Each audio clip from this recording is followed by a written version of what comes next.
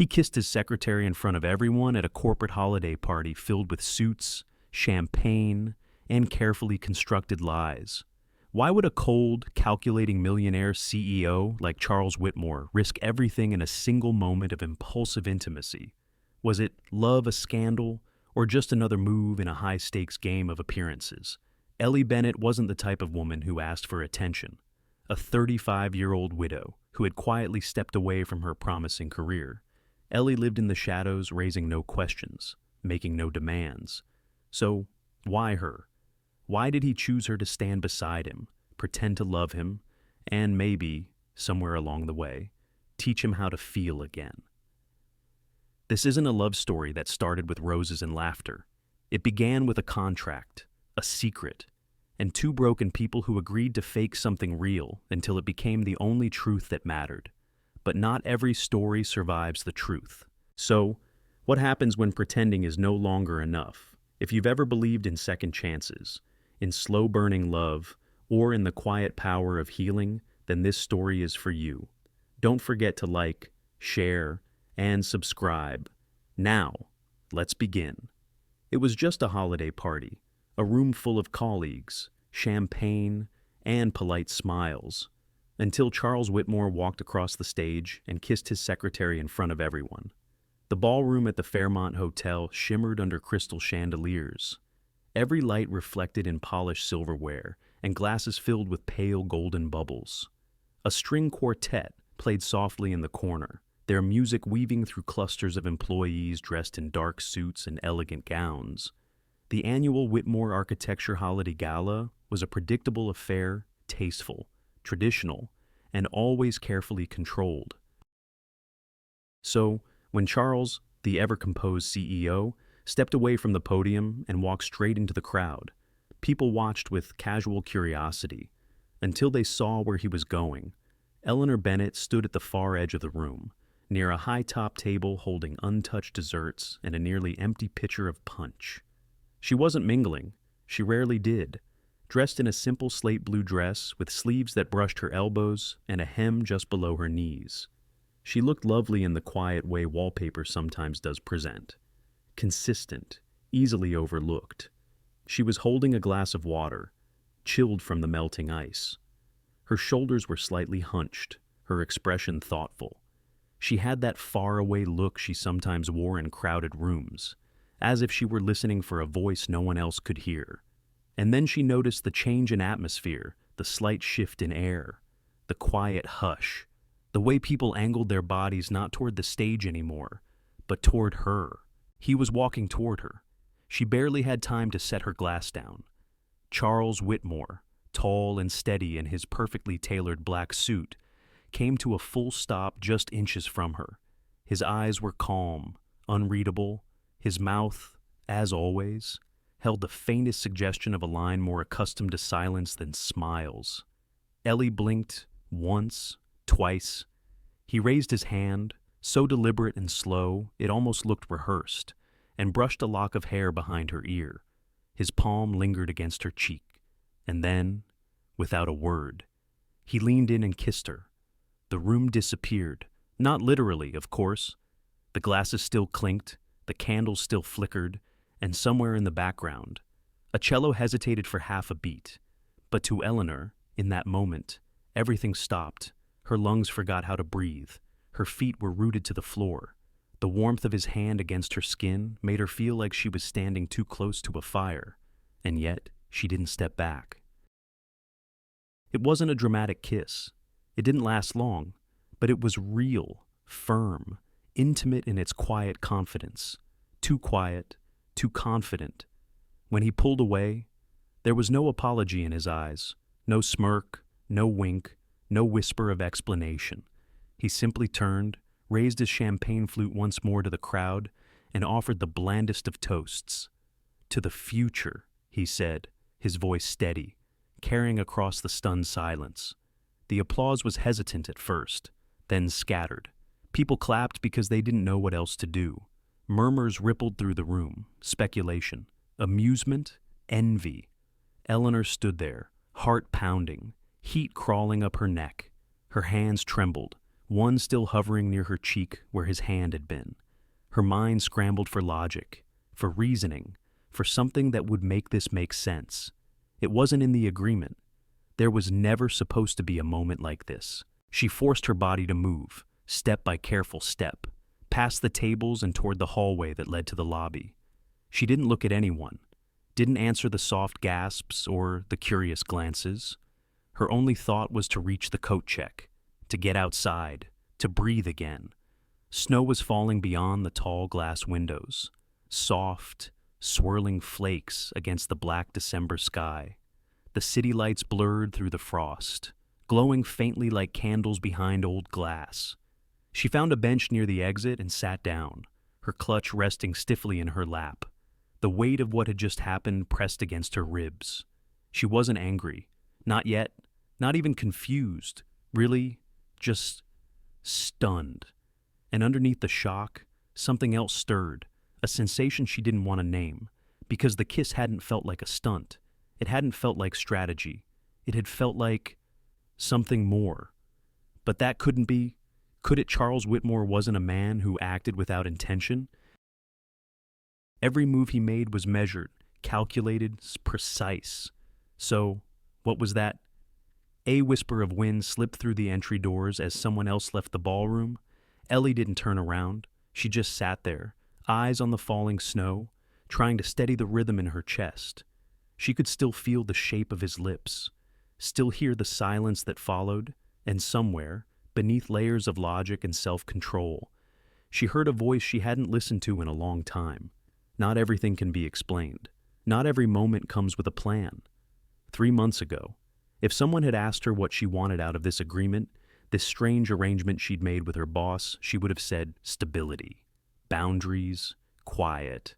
But now, nothing felt quiet anymore.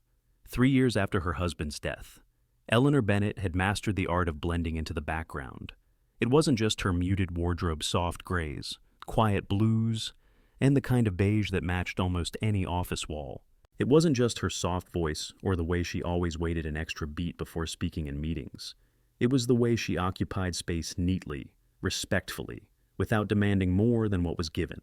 She arrived at the office before most people, slipping through the lobby with a quiet nod to the doorman. The security guard rarely checked her badge anymore. She'd become a fixture.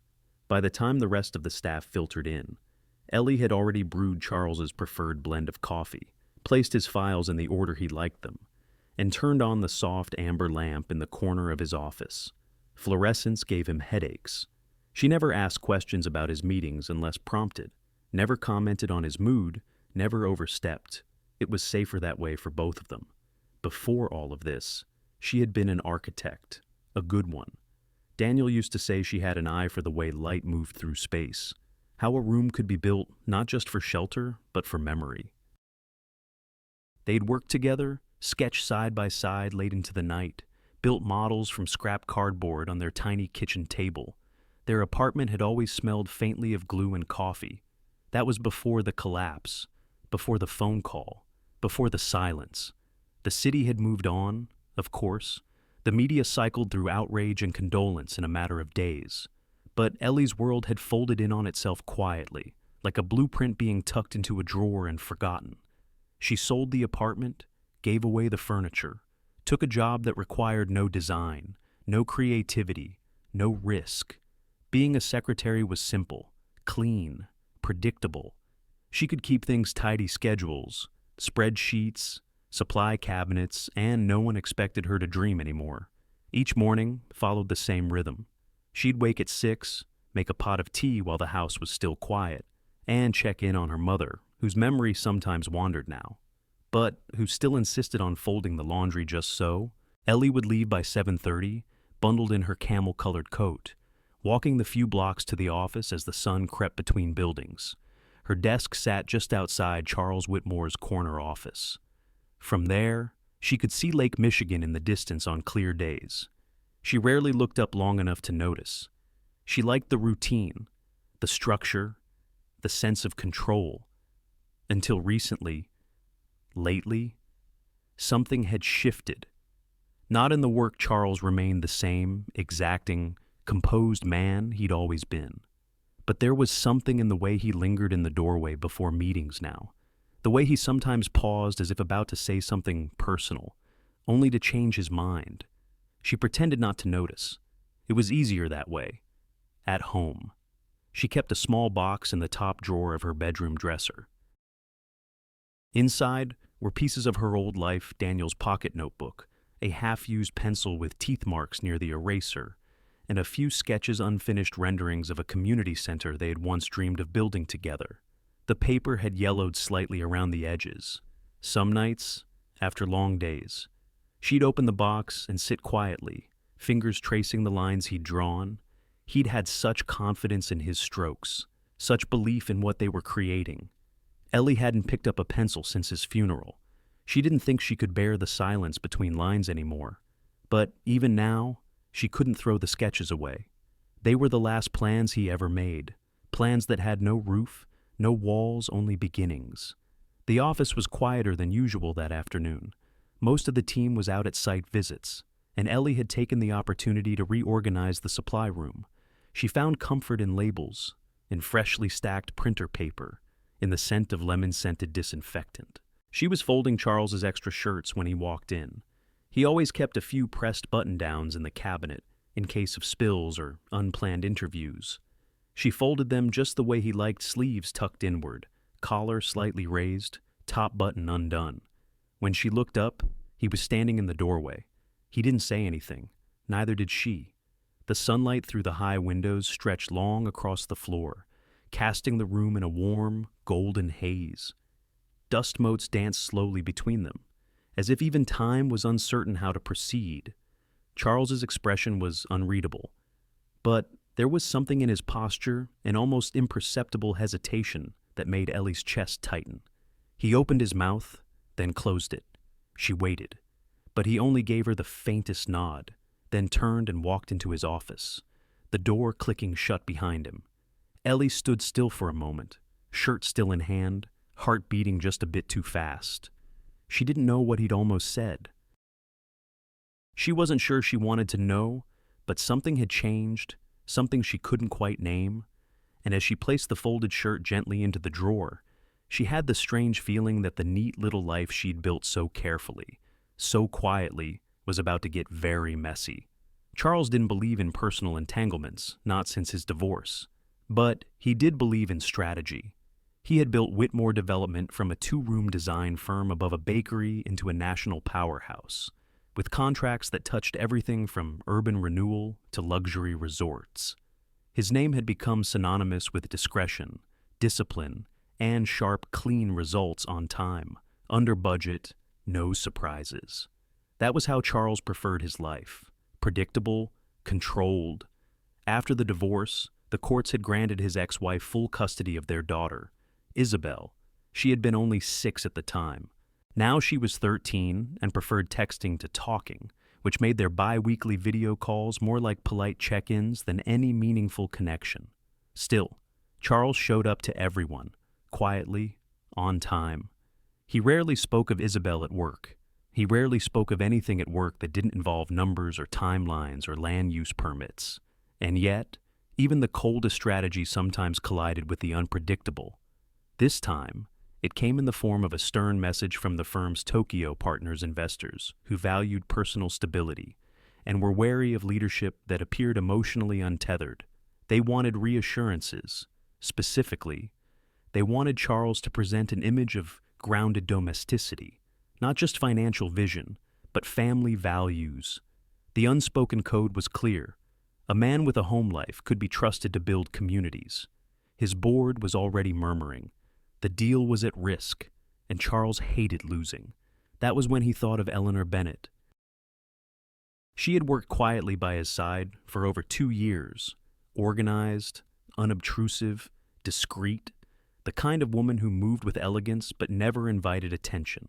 She knew how to blend, how to disappear, but Charles had noticed the way her handwriting tilted slightly to the left, the way she always brewed his coffee exactly 8 minutes before his first meeting, so it wouldn't be scalding, the way she never forgot birthdays, even when no one else remembered.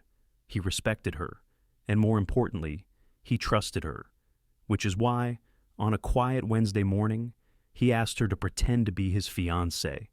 Ellie had blinked slowly, as if trying to translate what she'd just heard into something that made sense. He hadn't softened the proposal with small talk.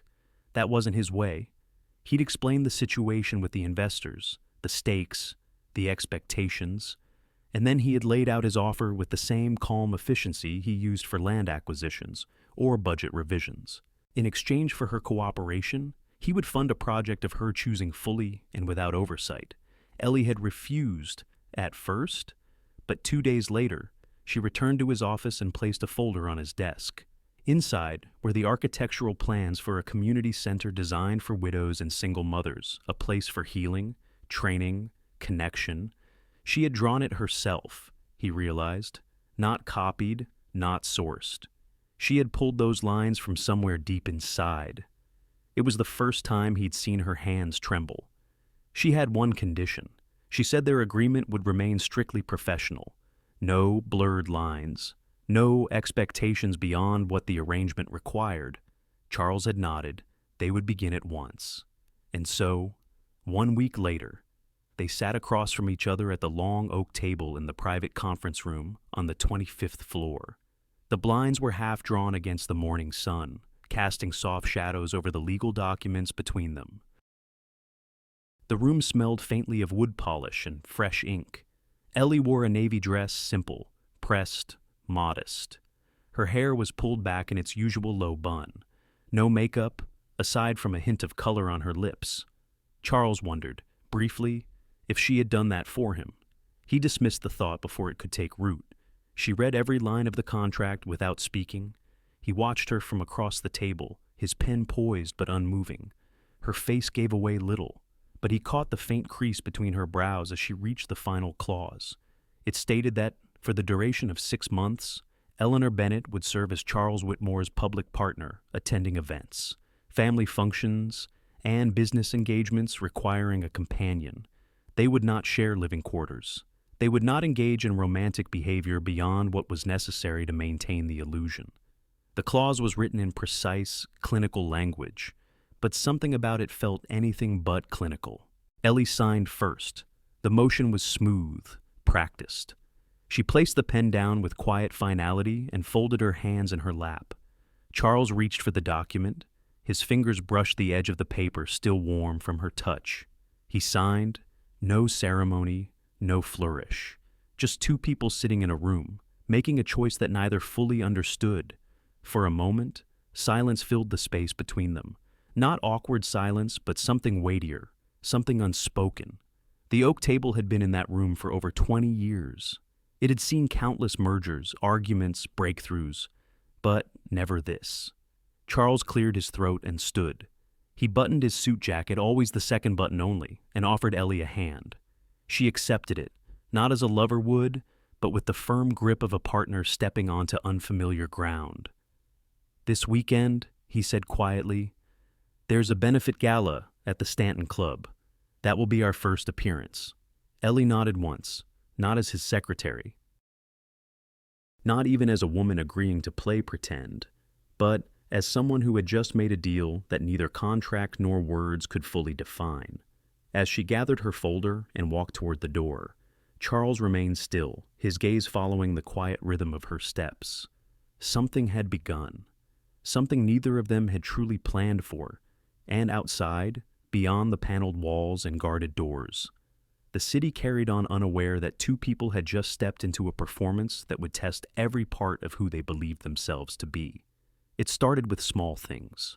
A look that lingered too long, a hand that brushed against hers and didn't pull away fast enough. The Stanton Club glittered that night like something out of a postcard crystal chandeliers, soft jazz pouring from a live quartet, champagne flutes catching the light like tiny stars. Chicago's December air pressed cold and silent against the windows. But inside, warmth and wealth danced easily through the room. Ellie stood beside Charles in the receiving line, her fingers resting gently on the crook of his arm. The dress had been chosen by one of the company's consultants, a deep burgundy satin that hugged her figure without revealing too much. Her hair was swept back, a single silver pin holding it in place.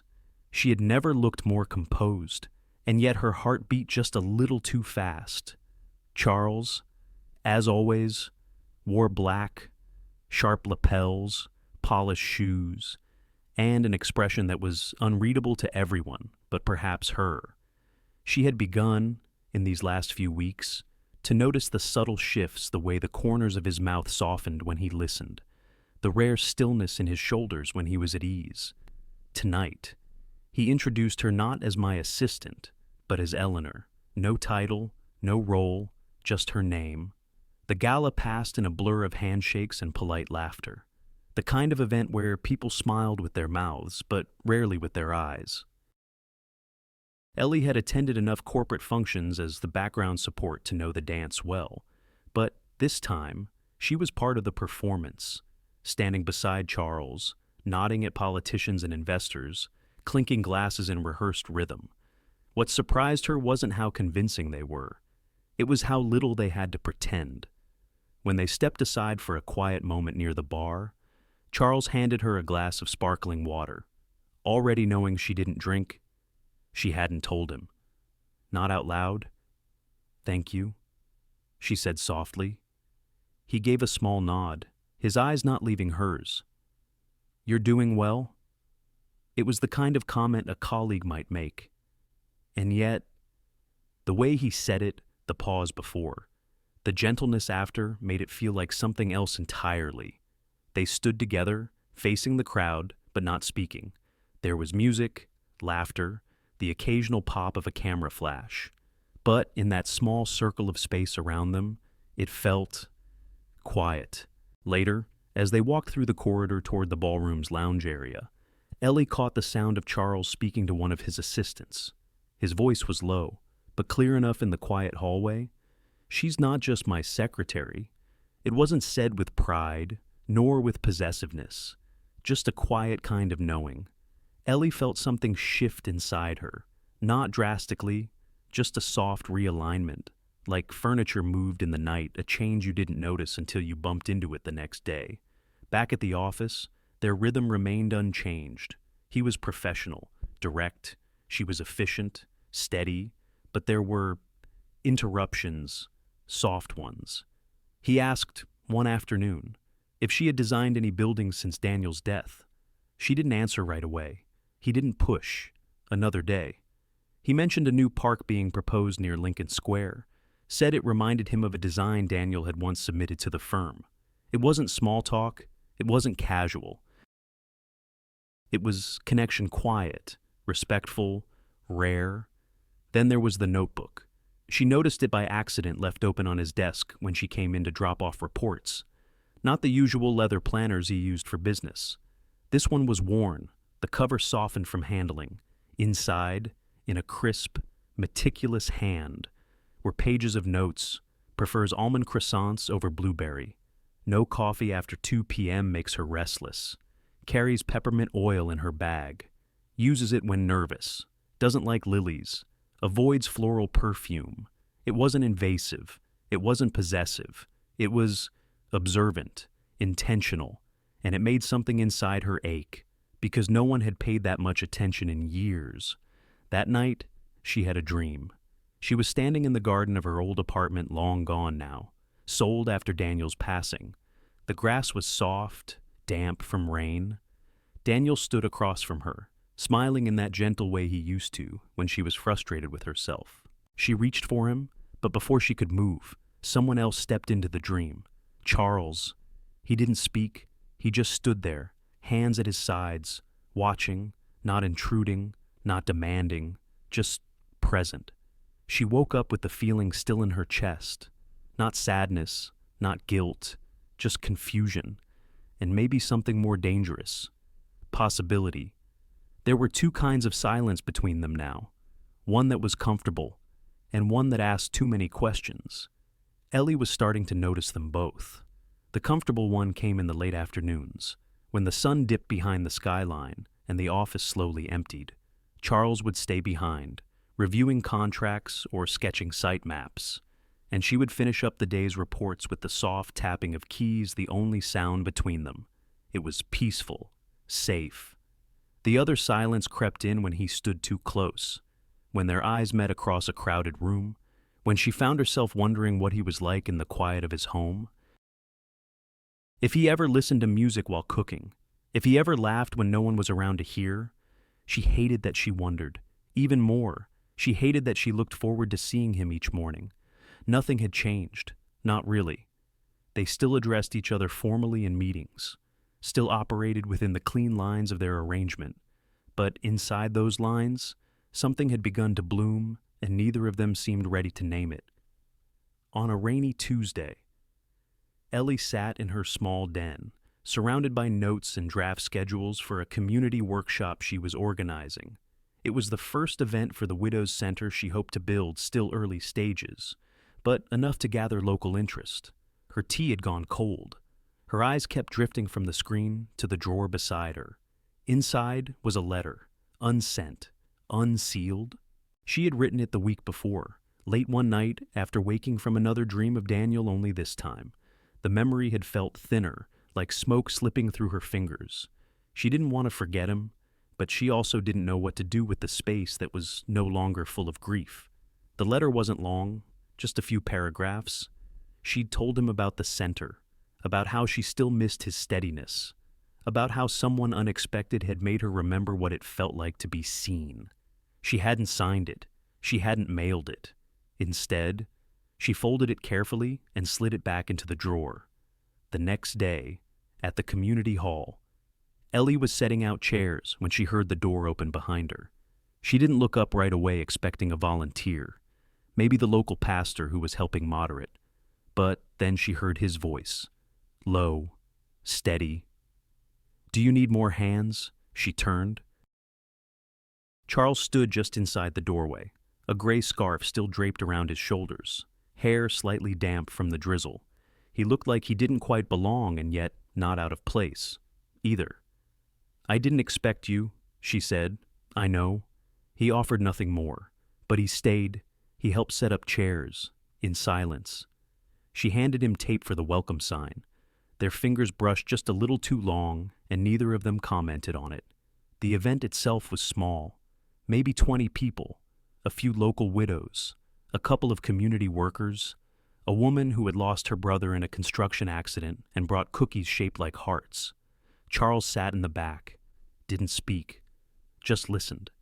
Ellie watched him more than she should have. His stillness, the way he held a pen between his fingers but never wrote anything down. She wondered what he saw in these stories, these quiet, ordinary sorrows. Afterward, when most had gone, they sat together on a bench near the door. No one else was around. The rain had stopped. Ellie poured 2 cups of herbal tea from a metal thermos, handed one to him. Their shoulders brushed. Neither moved away. "This matters to you," he said softly. She nodded. "It does." He didn't ask why. He already knew. They sat in silence for a long while, not the kind that filled space, the kind that created it.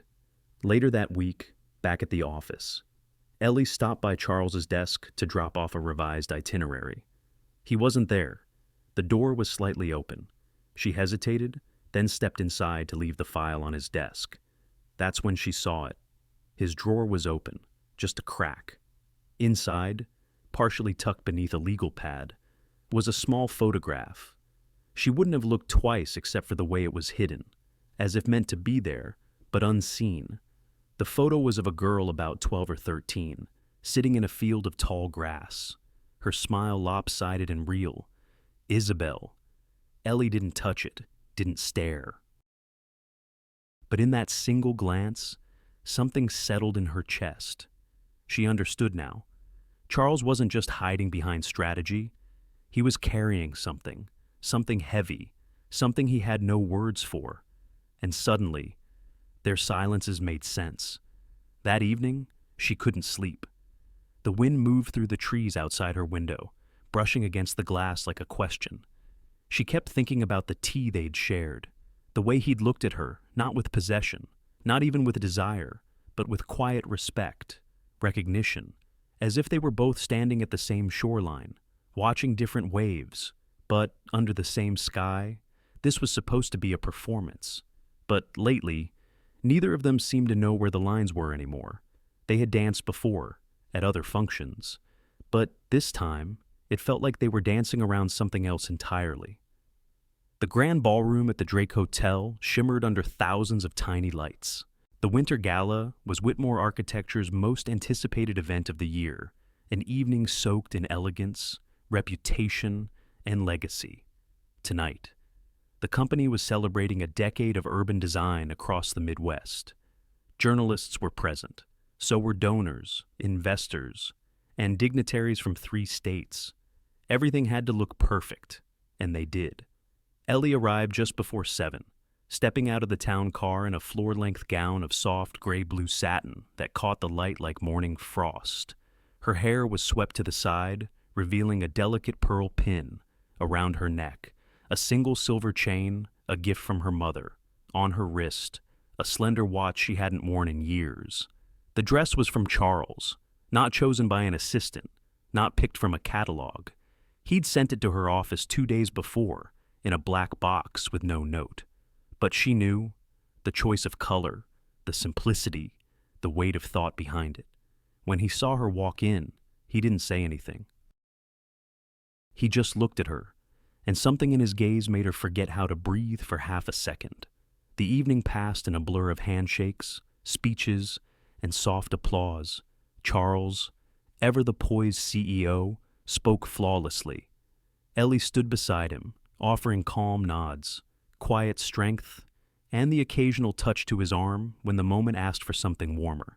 But underneath the choreography, something else pulsed, a current, quiet, persistent. When the band began to play a slow, sweeping waltz, Charles turned toward her, extended a hand. She took it without hesitation. They moved onto the dance floor. It wasn't their first dance, not technically. They had danced at the Stanton benefit, at the charity brunch in Milwaukee, and once at a private donor dinner, always the same rhythm, always in character. But tonight, it was different. The room blurred around them. Music rose gently. A string quartet playing something soft and aching. Their hands met in familiar places, his palm against her back, her fingers resting against his chest. But the silence between them had changed. It wasn't comfortable tonight. It wasn't full of questions. It was full of answers neither of them dared say. Ellie's heartbeat fluttered beneath her ribs. She moved without thinking, following his lead. The soft brush of his breath against her temple, more intimate than words. He smelled like cedar and warmth. Like winter nights spent beside a fire neither of them had ever shared. Charles held her a little closer than necessary. She didn't pull away. They moved in a slow circle beneath the lights, and at one point, when the music dipped, and the rest of the room seemed to fall away, he looked at her like she was the only thing keeping him tethered. His lips parted. He was going to say something. She felt it in her bones, a shift in the air, a hesitation in his step, but he stopped himself. Instead, he exhaled, eyes closing just for a breath, and Ellie quiet, steady. Ellie did what she never thought she'd do. She asked the question that had been haunting her in every quiet hour since this arrangement began. If this wasn't pretend, she whispered, her voice barely louder than the music, what would it be?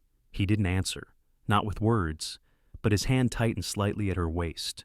His jaw clenched, just enough for her to notice. His eyes opened slowly dark, searching, filled with something unspoken and dangerous. And then he leaned in, not enough to touch, just enough for her to feel the heat of him, just enough to know that if he moved 1 inch closer, the distance between their worlds would collapse. But he didn't move. He stayed still, face tilted toward hers, eyes closed again, as if trying to hold something back. And in that silence, Ellie felt the weight of every emotion he refused to name. He could have kissed her, but he didn't. Instead, the music ended. The applause rose around them like a wave crashing onto something too fragile to remain standing. They stepped apart. He nodded, barely. And then he turned away to greet another guest. Ellie stood there for a moment longer, breath unsteady, fingertips still tingling. The lights above her spun gently, casting blurred reflections on the polished floor. She stepped off the dance floor, found her way toward the balcony. The night air was cold, sharp against her cheeks. The city glittered beyond the railing rows of light stretching into the distance, windows lit in patterns she used to sketch in her notebooks. She wrapped her shawl tighter around her shoulders, but it wasn't the wind that made her shiver. It was the ache of something almost spoken, almost real, almost enough. She leaned on the railing, eyes closed, and softly, more to herself than to the night, she whispered, "I wish it wasn't pretend." It was supposed to be another business dinner, another evening of tailored suits, practiced smiles, and quiet negotiations over medium-rare steak and glistening wine glasses, until a name from the past turned the air cold. The gathering was small, just a few key executives from the Tokyo firm, seated in a private dining room overlooking the city skyline. Charles had chosen the location carefully understated elegance, soft lighting, and enough distance from the press to ensure privacy. Ellie sat beside him, dressed in black, simple, graceful. She had mastered the art of presence without noise, something that made her blend in just enough. But tonight, it worked against her, because one of the investors had done his homework. Halfway through the main course, in the low lull between conversations, Mr. Takeda, known for his soft voice and sharp instincts, set down his wine glass and turned toward Charles. "I came across an old headline," he said gently. "A building collapse. Several years ago. The architect involved shared a last name with your fiancé." There was no malice in his tone, just precision. Ellie felt her chest tighten. She didn't speak, didn't blink. Charles answered calmly, explaining that it was indeed the same woman, but that she had no fault in the matter. An external contractor had been responsible, and investigations had cleared her name entirely. But it didn't matter, because the question had already been asked, and Ellie knew what it meant. Why her? Why would a CEO with everything to lose choose that woman to stand beside him? The rest of the dinner passed with careful diplomacy, the kind of civility that only made the silence heavier. Charles's voice remained steady. His gaze didn't waver, but Ellie could feel it, the shift in the room, the glance exchanged between two of the junior advisors, the small, sharp distance growing between what they were trying to protect and what had just cracked open. The next morning, the fallout came quietly. A leaked memo from someone within the communications team had made its way to the press unsigned, unconfirmed, but loud enough to echo. It implied that Charles's relationship with Ellie was part of a calculated PR move to clean up a past misstep, that he had chosen her to stage a redemption arc, that she was nothing more than a symbol of penance. Ellie read the report at her desk. She didn't cry. Not then. Not until she closed her laptop, stood up slowly, and walked into Charles's office with a single sheet of paper. Her resignation. She said very little, only that it was better this way, that she wouldn't be the reason something he'd built unraveled. He didn't argue. He didn't reach for her hand or stop her with one of those lingering glances that used to say more than words. He just stood there, still. And somehow, that was worse. Because Ellie had imagined quietly, foolishly, that if this ever happened, he would fight, that something inside him would rise up, reach across the space, and ask her to stay. But he didn't. She walked out of his office, heels clicking softly against the polished floor, her breath tight, her chest hollow. And just before the elevator doors closed, she allowed herself one final look back. Charles hadn't moved, not even a step. She made it to the street before the tears came, not loud, not messy, just quiet, like everything else about her. She walked without knowing where she was going, past the bookstore Daniel used to love, past the bench where she and Charles once sat in silence after the workshop, past the place she had once believed she could remain invisible forever. But now, she was exposed, not because of a scandal, but because somewhere along the line, she had let herself believe the lie had become real, and that hurt more than anything the press could print. Back in the office, night had fallen, The city stretched in golden lines beyond the window. Charles sat alone, jacket still on, the room dim except for the soft glow of a single lamp in the corner. On his desk sat a photo printed from a phone, slightly off-center, Ellie, smiling gently, caught mid-laugh at the winter gala. The lights behind her were blurred, but her eyes shone with something he hadn't seen in years. Joy. He stared at it for a long time, not moving, not speaking. The office was quiet, except for the echo of something that might have been regret. She wrote to her husband again that night, the words trembling on paper as much as they did in her heart. The letter began the way it always did. Dear Daniel, followed by a long pause, her pen hovering over the page, unsure where to go next. It had been nearly 4 years since the accident, nearly 4 years since the last time she had said his name aloud in a way that wasn't tinged with ache. Ellie sat at the small wooden table in her kitchen, lit only by the flicker of a single beeswax candle. She'd lit it every night since the first winter without him, not for ceremony, but for comfort. It reminded her that there was still warmth in the world, even if it was quiet, even if it was temporary. Outside, the wind scratched softly against the window pane. Inside, everything felt still. The clock on the wall ticked faintly. Her tea had gone cold again. She didn't reheat it. Her apartment had returned to its usual rhythm, orderly, muted, the kind of space people admired for its neatness but didn't understand. There were no shoes by the door but hers, no photos on the fridge. The couch remained perfectly fluffed, untouched since morning. She hadn't seen Charles since she walked out of his office. She hadn't heard from him, either. She told herself that was how it should be, that they had made a deal, and the deal had run its course. But her hands shook now, as she wrote about him, to the man she had loved first. I didn't mean to let it happen, she wrote. But somewhere in between the pretending and the silences, I think I started loving him. It felt wrong, writing that. Not because she believed Daniel would be angry, but because she wasn't sure if she had the right to say it out loud. She had spent so long keeping her life small, contained. Widowhood, for her, had not been loud grief. It had been long, slow fading, a quiet erasure of identity, until she became someone who blended in, who didn't ask for more. Charles had never asked her to be anyone but that woman, but somehow, being near him had made her want again, and she had, even if it had only been in fragments, in looks held a beat too long, in tea poured without asking, in the way he watched her, sometimes, like she was still learning how to be seen. She folded the letter carefully, not rushed, not dramatic, just quiet.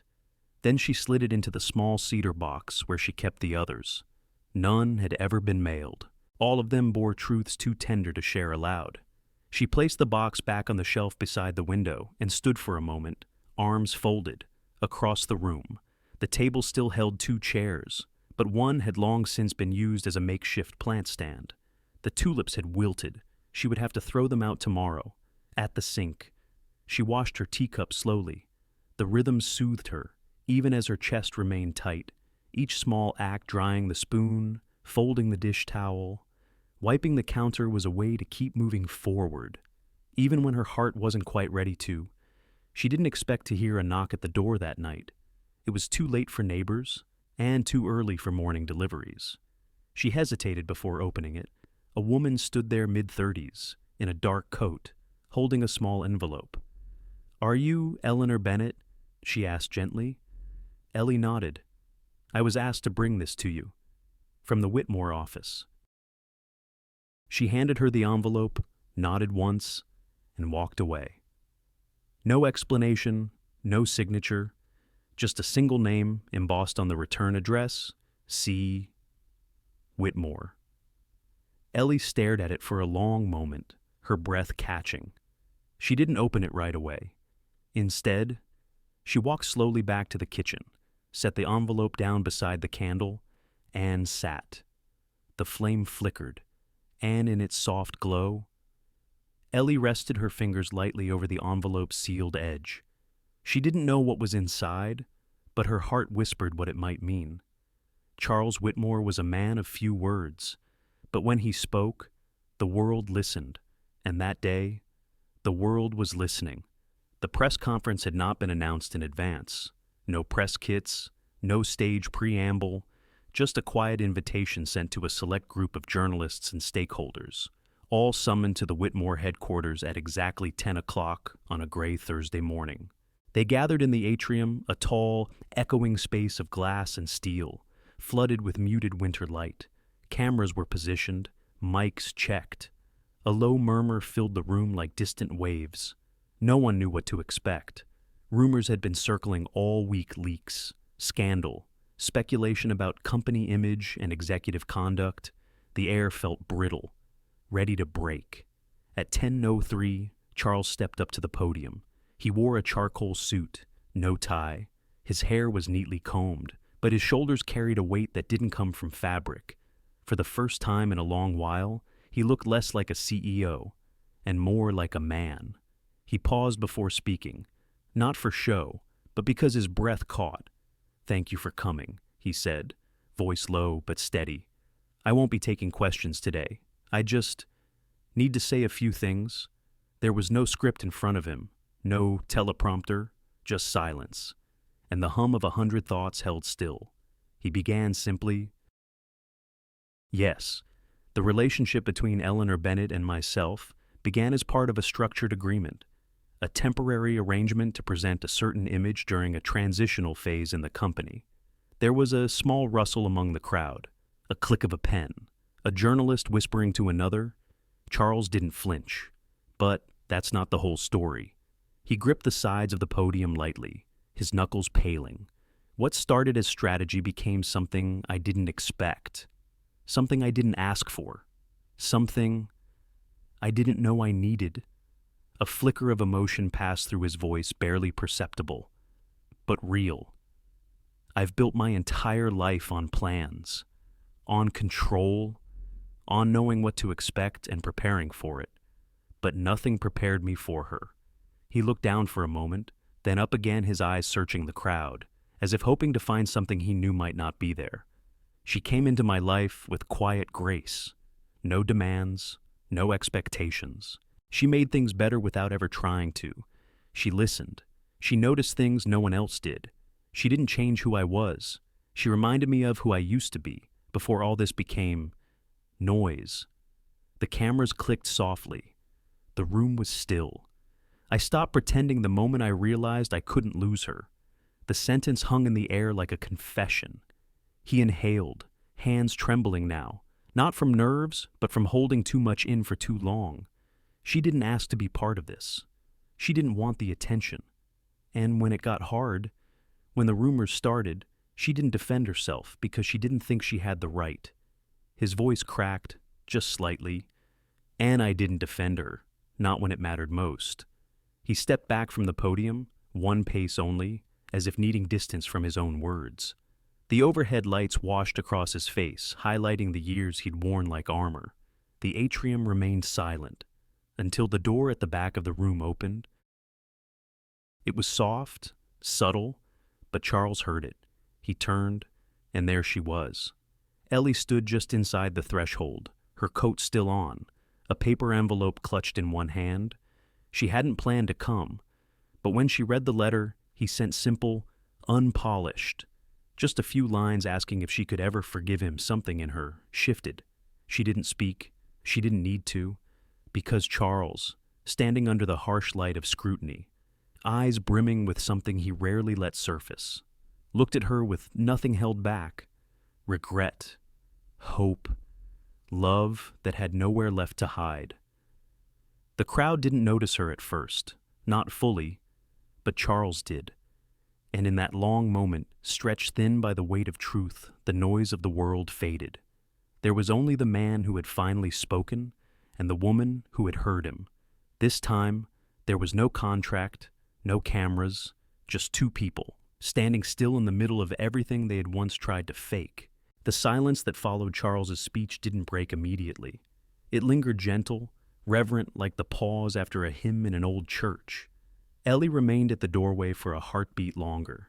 Then she stepped forward, not hurried, not dramatic, just quiet, purposeful steps across the marble floor, the click of her heels barely audible beneath the hush that had settled over the room.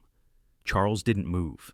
His hands were still gripping the podium, his eyes fixed only on her, as if the rest of the world had faded. She reached the front, and for a moment, the two of them simply stood there. No one spoke, no one needed to. The reporters were watching, unsure whether to lift their cameras. The investors leaned in, breath held, but Ellie's gaze never left Charles, and Charles never blinked. Then, slowly without words or hesitation, he stepped away from the podium and faced her fully. He didn't reach for her. He didn't touch her hand. Instead, he dropped to one knee. No ring, no velvet box, no rehearsed declaration. Just a man in a quiet suit with quiet eyes, finally saying the one thing that had remained unsaid for far too long. Will you let me love you for real this time? His voice wasn't loud. It didn't need to be. It found her in the softest place, the place that had once closed itself to feeling, to risk, to the sharp edge of being known. And yet, here it was, opening. Ellie didn't cry right away. First came the stillness, the sharp intake of breath, the subtle trembling in her shoulders. Then, the tears. Not sorrowful ones, not even joyful at first, but releasing ones, as if every moment of pretending, every careful wall she had built, every unsent letter and withheld word, finally fell away. She nodded, just once, and that was enough. The crowd didn't erupt at first. They seemed to understand the sacredness of the moment, that this wasn't spectacle, it was something softer, deeper, the sound of lives rearranging themselves in real time. Then someone clapped slow, respectful. Others followed, soon. The room was filled with applause, but even then, it felt like background music to something much more intimate. Charles stood. He didn't lift her into a spin. He didn't kiss her under a spotlight. He just pulled her close, and Ellie let herself be held. It wasn't the kind of embrace that asked for attention. It was the kind that had waited too long, the kind that felt like home. She rested her head against his shoulder and finally exhaled. Not just air, but history. All the years of being the quiet one, the one who never asked for more, the one who loved from the sidelines and let the world move around her. Now, she was in the center, and she wasn't afraid. They didn't speak, not until the applause began to fade and the event staff slowly began ushering people out.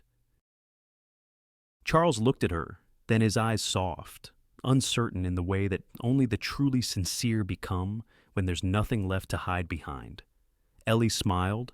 It wasn't wide, it wasn't perfect, but it was real. He offered her his arm, not his hand, and she took it. They walked side by side, past the rows of chairs, the blurred faces, the open mouths of cameras still clicking even as they lowered. They didn't wave. They didn't perform. They simply walked, not fast, not slow, just forward, out of the atrium, into the marble hallway, where the noise softened and the light turned golden against the high ceilings. Outside, the air smelled like winter. She glanced at him as they stepped onto the sidewalk, still not holding hands. But she didn't need to, because for the first time in years, maybe the first time ever, she wasn't pretending. They didn't hire a wedding planner. They didn't send out gilded invitations. But when Eleanor Bennett walked down the beach, every step felt like healing. It was a quiet morning on the shore of Lake Michigan, early enough that the breeze still held the hush of dawn. The ceremony was set up just a few feet from the water, nothing grand, just a dozen folding chairs, a few handmade paper lanterns swaying gently, and a white cotton arch tied with soft strands of eucalyptus and dried lavender.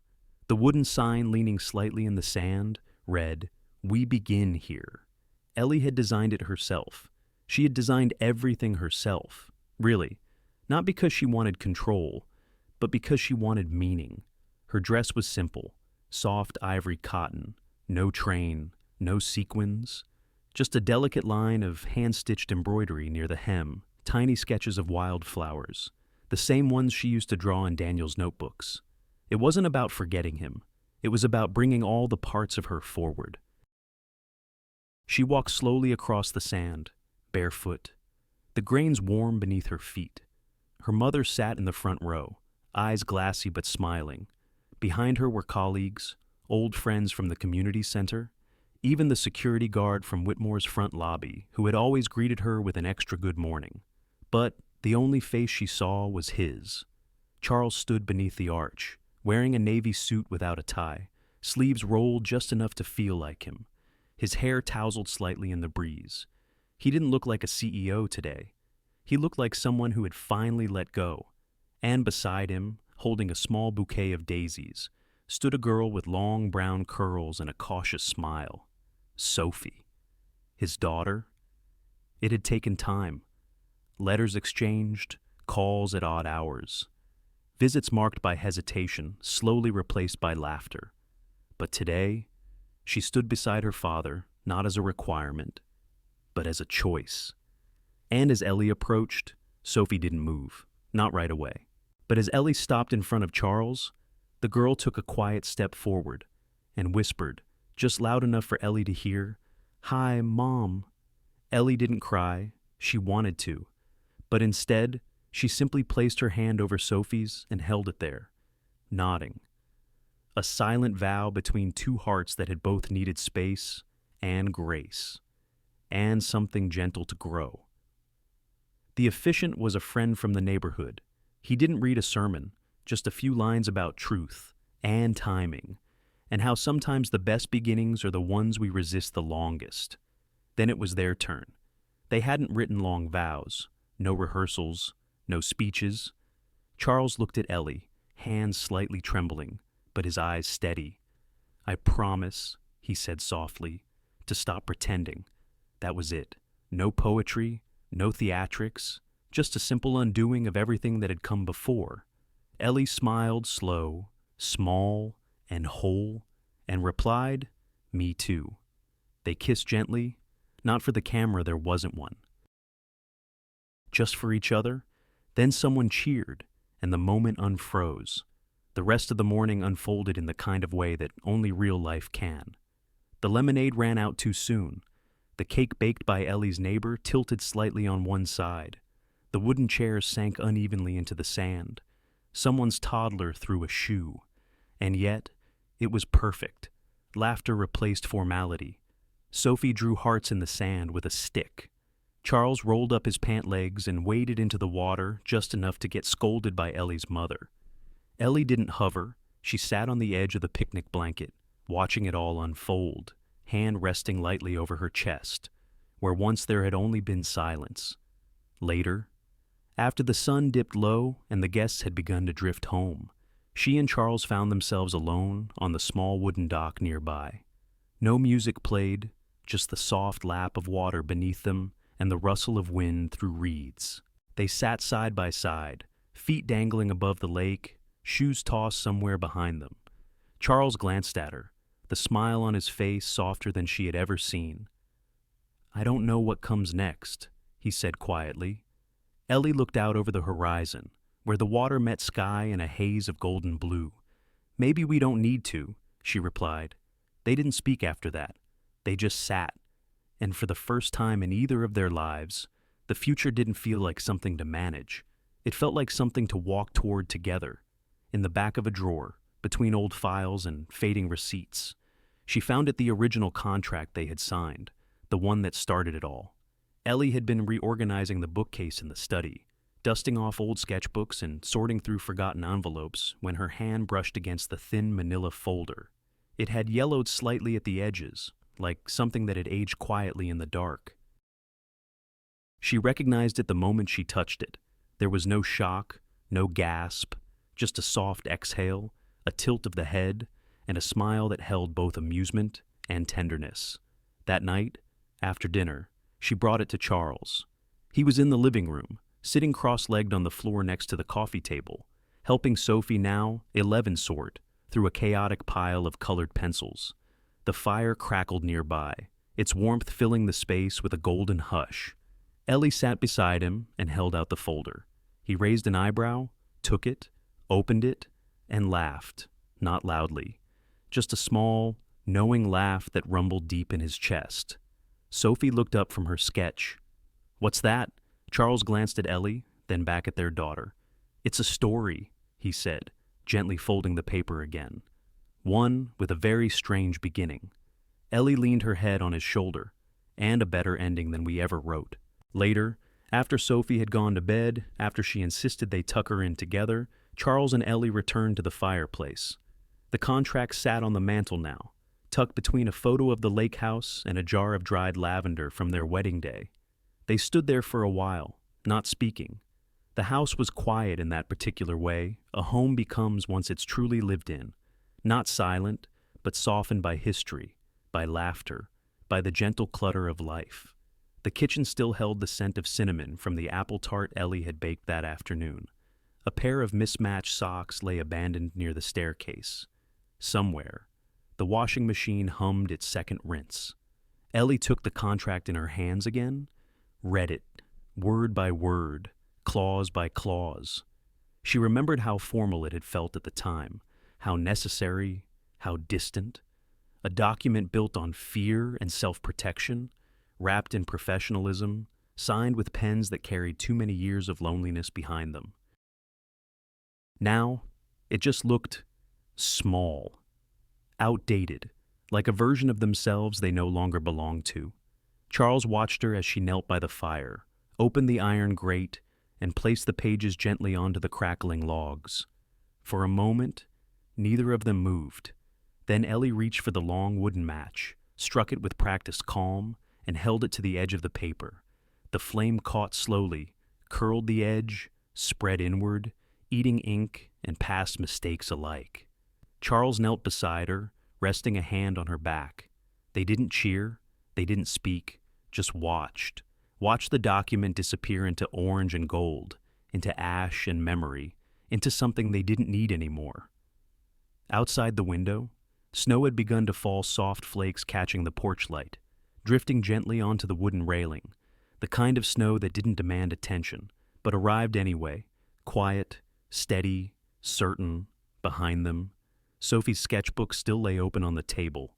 She had drawn their family stick figures with big smiles, a house with a crooked chimney, a dog they didn't yet have but talked about often.